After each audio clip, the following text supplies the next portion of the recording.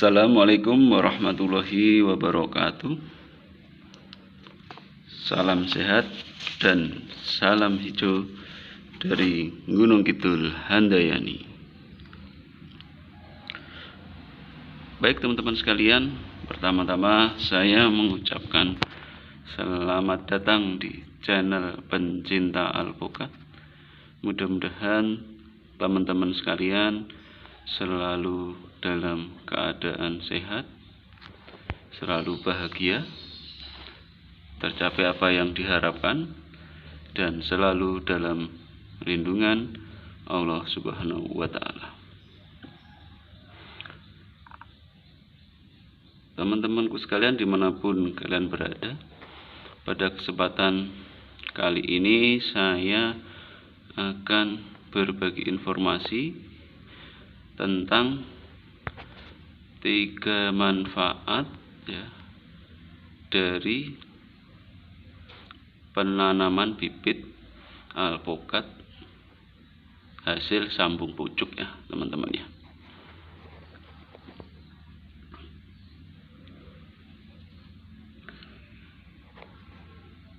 Teman-teman sekalian, sebagaimana kita ketahui bahwa pembibitan alpukat itu bisa dilakukan dengan 2 cara teman-teman ya. Cara yang pertama adalah secara generatif ya. Kemudian cara yang kedua adalah secara vegetatif ya. Cara yang pertama adalah cara generatif, yaitu kita melakukan pembuatan bibit alpukat dari menanam biji teman-teman ya. Jadi kita mengumpulkan biji alpukat ya, kemudian kita tanam ya. Kita tanam, kemudian kita pelihara, kita rawat sampai besar.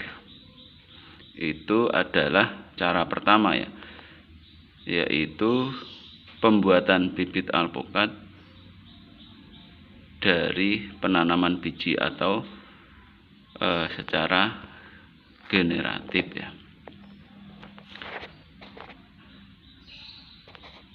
Nah, ini alpukat yang terlihat di video teman-teman, yang paling kanan ini adalah saya tanam dari biji teman-teman ya. Saya tanam dari biji ya. Alpukat ini kalau kita pelihara ya bisa bagus teman-teman ya. Yang dari biji tadi kita pelihara sampai besar ya, insya Allah bisa hidup ya. Cuman kalau misalnya teman-teman menanam alpukat dari biji ya, di situ kemungkinan untuk berbuahnya lama teman-teman ya. Kemungkinan untuk berbuahnya lama ya, bisa memakan waktu ya 7 tahunan insya Allah baru bisa berbuah ya.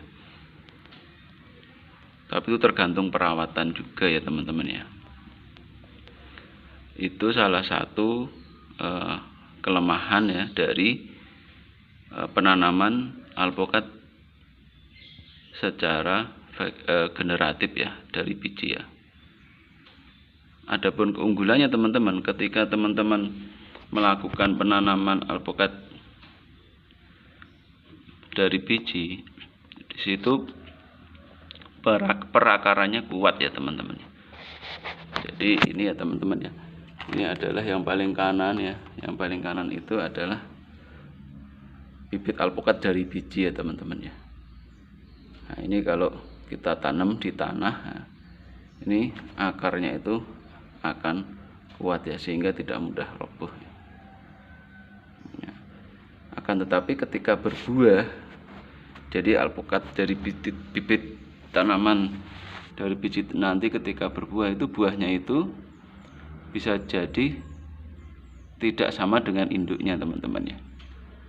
Itu adalah kelemahan penanaman alpukat yang berasal dari biji. Kemudian ya teman-teman ya, kalau kita perbandingkan ya, yang ini adalah yang paling kiri itu adalah alpukat aligator ya, yang tengah ini adalah alpukat kelut. Dua jenis alpukat ini sama-sama kita kembang biakkan ya, kita kembangkan dari hasil sambung pucuk ya teman-teman ya. Nah, bisa teman-teman lihat di sebelah kiri ini adalah alpukat aligator. Ini adalah bekas sambungannya teman-teman. Inilah bekas sambungannya. Bekas sambungannya bisa terlihat ya teman-teman ya. Ini adalah bekas sambungan antara batang bawah ya. Ini adalah batang bawah ya, atau disebut settling ya. Dan ini adalah batang atas ya. Ini adalah hasil sambungannya teman-teman ya. Nah, di sini ya. Ini adalah hasil sambungan dari alpukat aligator ya teman-teman ya. Dan kebetulan ini sudah menyatu ya, sudah menyatu, tali pengikatnya sudah kita lepas ya. Ini adalah hasil sambung pucuk dari alpukat aligator. Kemudian yang tengah ya teman-teman, yang tengah ini adalah hasil sambung pucuk dari alpukat kelut teman-teman ya. Bisa teman-teman lihat, ini adalah bekas sambungannya teman-teman ya. Ini kebetulan sudah alhamdulillah menyatu ya teman-teman ya, sudah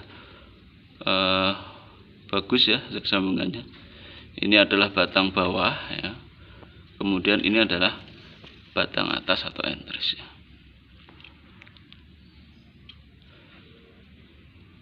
Sebagaimana kita ketahui bahwa sambung pucuk alpukat itu adalah ada dua hal teman-teman ya. Yang pertama, batang bawah. Batang bawah ini adalah berasal dari kita menanam biji alpukat teman-teman ya. Kita menanam biji alpukat setelah batangnya berwarna hijau ya, seperti ini. Kemudian kita sambung ya. Kita sambung dengan entris atau batang atas. Ya, karena di situ sambung pucuk ini batang bawahnya ini adalah berasal dari biji alpukat yang ditanam kemudian disambung, baru disambung, maka perakarannya ya, perakaran pada tanaman ini akan kuat walaupun di situ hasil sambung pucuk ya, karena batang bawahnya ini berasal dari biji alpukat yang ditanam ya.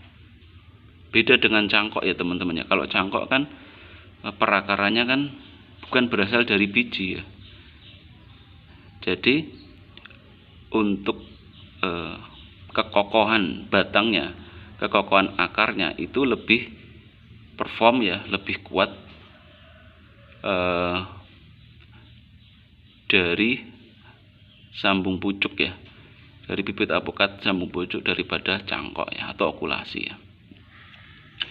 Itu adalah salah satu manfaat ya, manfaat dari sambung pucuk atau keunggulan dari sambung pucuk. Kemudian teman-teman ya, manfaat yang lainnya, manfaat yang kedua, karena sambung pucuk ini adalah kita mengambil dari bibit alpukat yang bagus ya, yang sudah pernah berbuah ya, minimal di situ sudah pernah berbuah 3 kali ya, maka nanti buah yang akan dihasilkan dari bibit tanaman hasil sambung pucuk ini juga akan bagus teman-teman ya, akan menyerupai dari indukannya ya. Beda dengan yang menanam alpukat dari biji tadi ya, buah yang dihasilkan pun juga tidak akan menyerupai dari induknya. Itu teman-teman. Kemudian manfaat yang ketiga adalah ketika teman-teman menanam alpukat dari hasil sambung pucuk, maka kemungkinan berbuahnya itu akan lebih cepat ya, dibanding dengan ketika teman-teman melakukan penanaman alpukat yang berasal dari biji ya. Jadi kesimpulannya teman-teman di situ, ketika kita menanam alpukat dari sambung pucuk ada 3 manfaat ya. Manfaatnya yang pertama adalah perakarannya kuat ya, perakarannya kokoh dan batangnya juga kokoh ya. Kemudian yang kedua, di situ proses pembuahan ya, atau di situ mulai berbuahnya itu lebih cepat ya, atau di situ lebih genjah ya, gampang berbuah dibanding bibit dari biji alpukat ya. Dan kemudian yang ketiga teman-teman ya, hasil buah dari tanaman alpukat yang berasal dari sambung pucuk itu akan lebih bagus, dan di situ akan menyerupai dari indukannya itu ya. Jadi teman-teman sekalian, ketika teman-teman pengen melakukan penanaman alpukat, silahkan dicek ya bibitnya ya, agar kelak kemudian hari tidak menyesal ya, apakah bibit yang teman-teman mau tanam itu berasal dari cangkok, atau berasal dari sambung pucuk, atau berasal dari biji alpukat yang disemai. Nanti silahkan dicek ya. Tapi teman-teman, saya sangat merekomendasikan sekali ketika teman-teman mau menanam alpukat, silahkan teman-teman menanam alpukat dari hasil sambung pucuk ya teman-teman ya, dari hasil sambung pucuk. Karena apa? Karena mudah berbuah, kemudian perakarannya kokoh, dan hasil buahnya juga akan menyerupai dengan indukannya.